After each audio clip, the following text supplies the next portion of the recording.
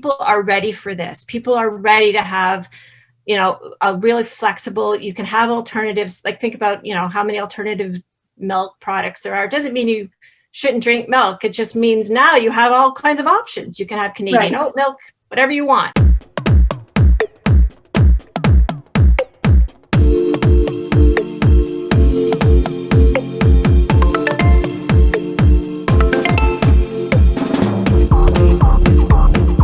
We got our Director of Contemporary Culinary Nutrition, Donna Bottrell, who is both a Red Seal chef and a registered dietitian in Canada. So we hope that this series will be very educational. I know Megan and I are looking forward to enlightening ourselves with a lot of Donna's knowledge. So let's get at it. Can you tell us a little bit about how Dana thinks about Plant Forward and how that's going to inform our menu engineering in the next little while? Sure. So what we're really trying to focus on is what I call plant forward flexitarian approach to food. So what it means is, as a guest, you should be able to walk into any cafe and get what you want, no matter if you're a vegan or a meat eater, and a bunch of us in between, right? We want to make sure that we have delicious, nutritious, sustainable food options for everyone. It's also making the things that are plant-based more prominent, interesting, exciting. We do, when you think about like typical past menu planning, yes, you had tofu, right? Lots of tofu. Yes, you had beans and legumes and all that, but how are we making that more exciting, more interesting? And then also adding on all the new technology as it relates to food products that mimic meat for people like the meat eaters, or people who are just starting to dabble in more, plant-based options. So we have to make sure that we're providing a broad gamut of options on any day, so that people can get what they want. What we want to get away from is this dish, this plant-based dish, is just for the vegans or the vegetarians. And we assume nobody else wants it. And that is so far from the truth. And so what we're doing with our chefs is just helping them understand that it doesn't mean everything has to be plant-based, but you're making sure that those options are there. So even if I take something like a bowl that's completely plant-based and I want to add the delicious local chicken on top, I can do that, right? You're allowing for people to be, again, to have that flexibility in how they want to eat. So that's the way we're addressing it, is just making sure that our chefs have the tools to be able to be more creative. Because we have chefs who've been doing this for years, and they have businesses like college universities, of course, where there is much more plant-based options. But then we also have businesses that are traditional meat and potatoes, right? So how do we make sure that chefs in both of those environments have what they need, the tools they need, in order to maybe encourage people to go more flexitarian or plant forward in their thinking, but also make sure that what we're doing is delicious and interesting, right? Not boring. I remember when burgers were a thing and everybody was taking a burger to the next level. Now we're doing the same thing, but with plant-based dishes. So it's really exciting to see, and the creation that's on these plates is incredible. Yeah, and I have to agree. What's lovely with all the conversations I've been having is what you hit on the nail on the head, is the excitement over doing something that's creative and interesting. And so, again, making sure that our chefs are able to use their culinary finesse. The old school was, if it was plant-based, it was cheaper.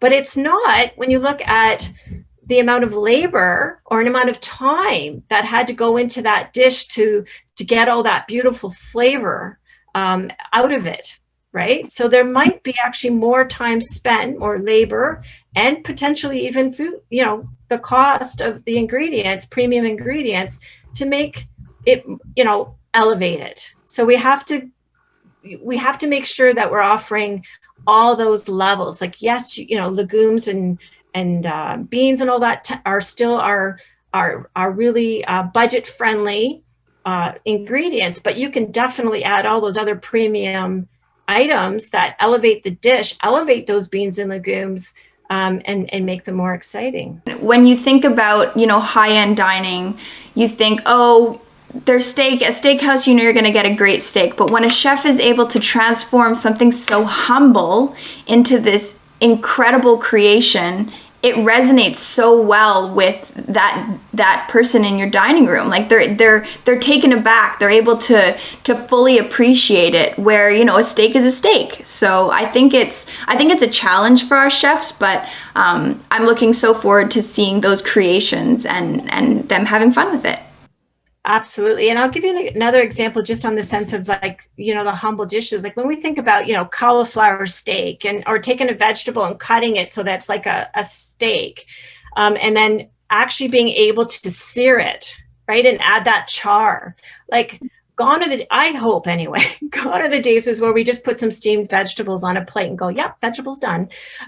Yes, we're using fresh cut vegetables. Yes, they're local and they're fresh, but then are we making them interesting enough, right? We're bringing an excitement to those? So, even things like that, like where we're taking, like exactly what you said, those beautiful, humble, local, seasonal ingredients, how are we adding it? And that's the easiest one for us. Like when you think about cauliflower rice, when we do cauliflower rice, it should be done in a hot wok and actually added some char to it. And it is night and day as to how much better that tastes.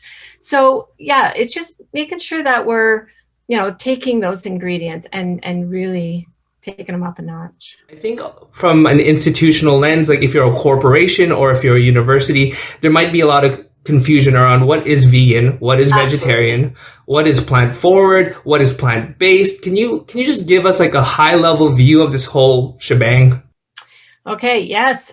So the good news is I actually don't see this as just a trend. This is continue. We're in this for the long term as we think of sort of plant forward. Okay, so yes, the terminology gets thrown around a lot and people are having issues just understanding what's what. So when we say plant forward, we mean we're celebrating plants. They're maybe the center of the plate. They're the bulk of what's on the plate.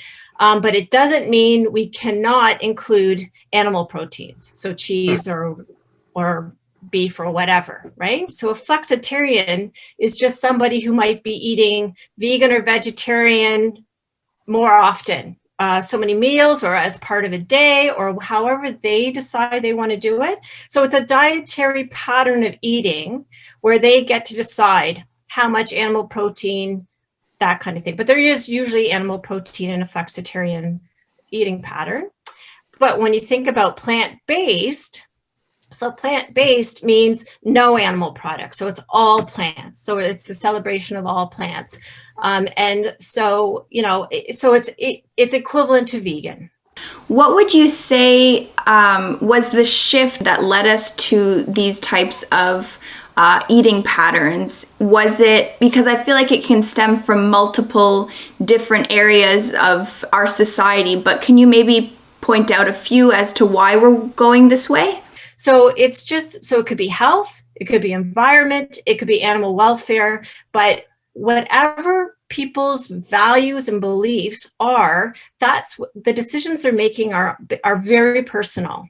Right? So we're just everybody's deciding for themselves what is right for them. So it's not about me saying to someone, oh, you must do this or you must do that. It's just very open, very broad, and everybody decides for themselves what is appropriate or aligned with their own beliefs. Thank goodness we're getting away from trying to put people in a box. Now it's just, let's just be more open and flexible and let people make the decision. So it could be anything from helping a meat lover, like think Meat Lover's Pizza, like if a meat lover come down a little bit into, more of a bit of a flexitarian, test the waters, maybe just, maybe it's not a 12-ounce steak anymore, maybe it's a 4-ounce, or sharing that 12 ounce amongst 4 people.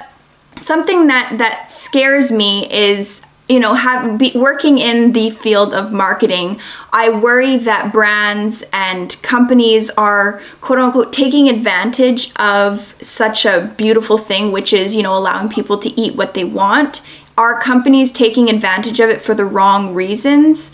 Or is there a true demand and companies are just adjusting to it? Because of transparency and people wanting companies to align with their values and beliefs, the companies are doing a lot for the right reasons. There's a lot of great stuff going on in the sense of innovation, technology, food technology, all of those things. But you still have to be able to, as a consumer, you have to be able to look at the marketing or look at the products and make decisions for yourselves as to how aligned that company is with your values. And then you'll decide if you want to buy that product or not. You're voting with your dollars, right? I went through school in an era where like big food companies were not thinking about those dietary restrictions. And so for me, it's really gratifying to see that it's coming to the forefront and that Dana Hospitality cares about this particular issue and this new novel way of seeing menu engineering. If you have any questions that are pertinent to diets, to menu engineering, please feel free to go ahead and DM us or just comment below on a topic that you think is really worthwhile. And thanks again. Thanks, you guys. Thanks, Donna.